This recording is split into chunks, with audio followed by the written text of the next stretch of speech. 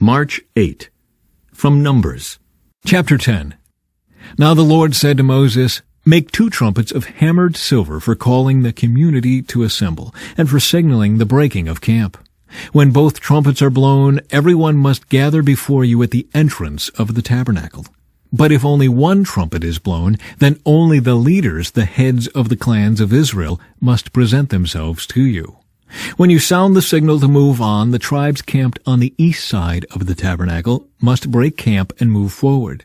When you sound the signal a second time, the tribes camped on the south will follow. You must sound short blasts as the signal for moving on. But when you call the people to an assembly, blow the trumpets with a different signal. Only the priests, Aaron's descendants, are allowed to blow the trumpets. This is a permanent law for you to be observed from generation to generation.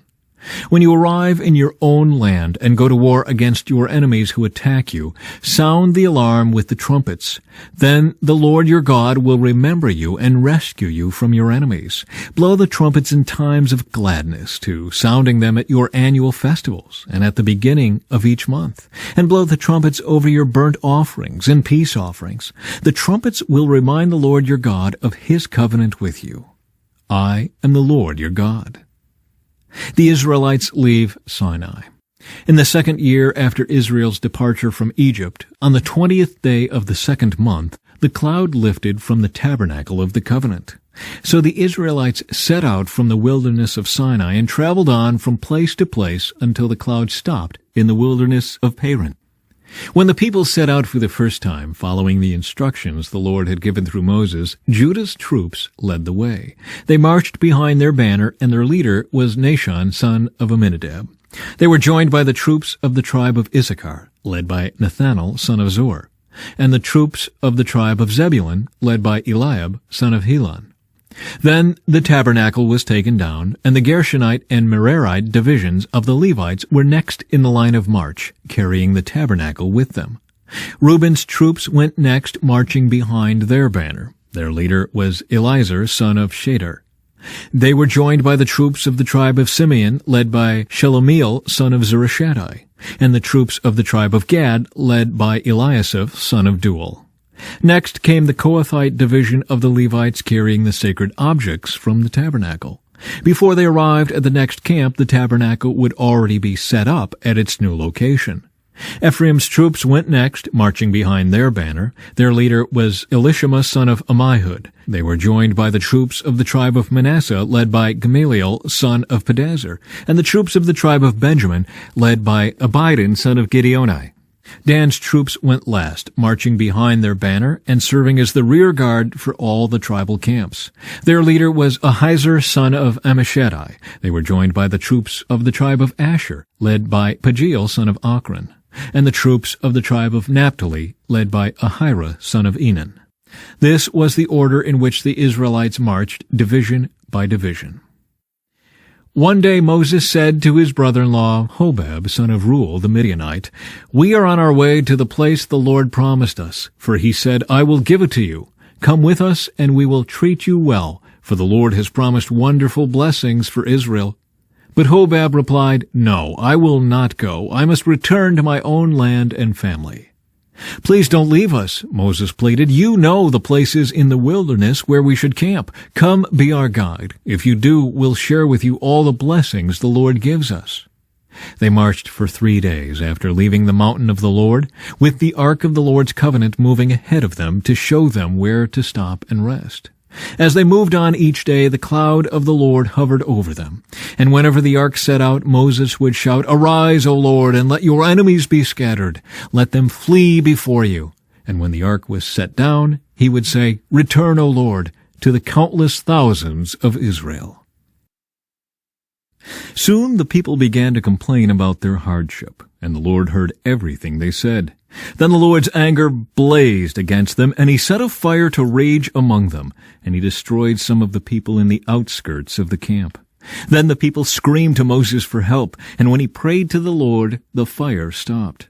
After that, the area was known as Taberah, which means the place of burning, because fire from the Lord had burned among them there. Then the foreign rabble who were traveling with the Israelites began to crave the good things of Egypt, and the people of Israel also began to complain. "Oh, for some meat," they exclaimed. "We remember the fish we used to eat for free in Egypt, and we had all the cucumbers, melons, leeks, onions, and garlic we wanted, but now our appetites are gone. All we ever see is this manna." The manna looked like small coriander seeds, and it was pale yellow like gum resin. The people would go out and gather it from the ground. They made flour by grinding it with hand mills or pounding it in mortars. Then they boiled it in a pot and made it into flat cakes. These cakes tasted like pastries baked with olive oil. The manna came down on the camp with the dew during the night. Moses heard all the family standing in the doorways of their tents whining, and the Lord became extremely angry. Moses was also very aggravated. And Moses said to the Lord, "Why are you treating me, your servant, so harshly? Have mercy on me. What did I do to deserve the burden of all these people? Did I give birth to them? Did I bring them into the world? Why did you tell me to carry them in my arms like a mother carries a nursing baby? How can I carry them to the land you swore to give their ancestors? Where am I supposed to get meat for all these people? They keep whining to me, saying, 'Give us meat to eat.' I can't carry all these people by myself. The load is far too heavy. If this is how you intend to treat me, just go ahead and kill me. Do me a favor and spare me this misery." Moses chooses 70 leaders. Then the Lord said to Moses, "Gather before me 70 men who are recognized as elders and leaders of Israel. Bring them to the tabernacle to stand there with you. I will come down and talk to you there. I will take some of the Spirit that is upon you, and I will put the Spirit upon them also. They will bear the burden of the people along with you, so you will not have to carry it alone. And say to the people, 'Purify yourselves, for tomorrow you will have meat to eat.' You were whining, and the Lord heard you when you cried, 'Oh, for some meat! We were better off in Egypt.' Now the Lord will give you meat, and you will have to eat it. And it won't be for just a day, or 2, or for 5, or 10, or even 20. You will eat it for a whole month until you gag and are sick of it. For you have rejected the Lord, who is here among you, and you have whined to him, saying, 'Why did we ever leave Egypt?' But Moses responded to the Lord, 'There are 600,000 foot soldiers here with me, and yet you say, I will give them meat for a whole month? Even if we butchered all our flocks and herds, would that satisfy them? Even if we caught all the fish in the sea, would that be enough?' Then the Lord said to Moses, 'Has my arm lost its power? Now you will see whether or not my word comes true.'" From Mark, chapter 14. It was now 2 days before Passover and the festival of unleavened bread. The leading priests and the teachers of religious law were still looking for an opportunity to capture Jesus secretly and kill him.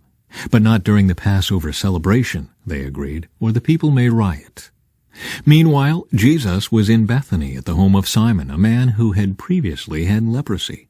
While he was eating, a woman came in with a beautiful alabaster jar of expensive perfume made from essence of nard. She broke open the jar and poured the perfume over his head. Some of those at the table were indignant. "Why waste such expensive perfume?" they asked. "It could have been sold for a year's wages and the money given to the poor." So they scolded her harshly. But Jesus replied, "Leave her alone. Why criticize her for doing such a good thing to me? You will always have the poor among you, and you can help them whenever you want to. But you will not always have me. She has done what she could, and has anointed my body for burial ahead of time. I tell you the truth, wherever the good news is preached throughout the world, this woman's deed will be remembered and discussed." Judas agrees to betray Jesus. Then Judas Iscariot, one of the 12 disciples, went to the leading priests to arrange to betray Jesus to them. They were delighted when they heard why he had come, and they promised to give him money. So he began looking for an opportunity to betray Jesus. The Last Supper. On the first day of the festival of unleavened bread, when the Passover lamb is sacrificed, Jesus' disciples asked him, "Where do you want us to go to prepare the Passover meal for you?" So Jesus sent 2 of them into Jerusalem with these instructions. "As you go into the city, a man carrying a pitcher of water will meet you. Follow him. At the house he enters, say to the owner, 'The teacher asks, where is the guest room where I can eat the Passover meal with my disciples?' He will take you upstairs to a large room that is already set up. That is where you should prepare our meal." So the 2 disciples went into the city and found everything just as Jesus had said, and they prepared the Passover meal there. In the evening Jesus arrived with the 12 disciples. As they were at the table eating, Jesus said, "I tell you the truth, one of you eating with me here will betray me." Greatly distressed, each one asked in turn, "Am I the one?" He replied, "It is one of you 12 who is eating from this bowl with me. For the Son of Man must die, as the Scriptures declared long ago. But how terrible it will be for the one who betrays him. It would be far better for that man if he had never been born." Psalm 51. Have mercy on me, O God, because of your unfailing love. Because of your great compassion, blot out the stain of my sins. Wash me clean from my guilt. Purify me from my sin. For I recognize my rebellion. It haunts me day and night. Against you and you alone have I sinned. I have done what is evil in your sight.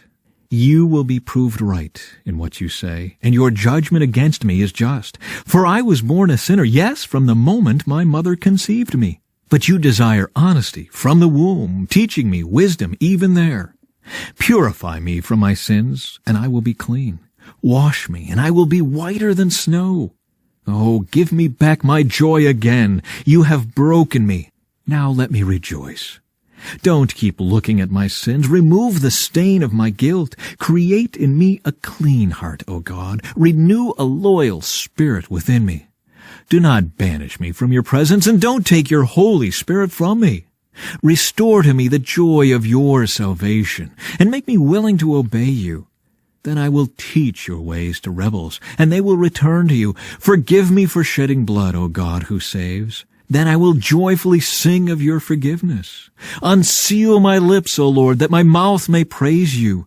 You do not desire a sacrifice, or I would offer one. You do not want a burnt offering. The sacrifice you desire is a broken spirit. You will not reject a broken and repentant heart, O God. Look with favor on Zion and help her. Rebuild the walls of Jerusalem. Then you will be pleased with sacrifices offered in the right spirit, with burnt offerings and whole burnt offerings. Then bulls will again be sacrificed on your altar. From Proverbs. The mouth of the godly person gives wise advice, but the tongue that deceives will be cut off. The lips of the godly speak helpful words, but the mouth of the wicked speaks perverse words.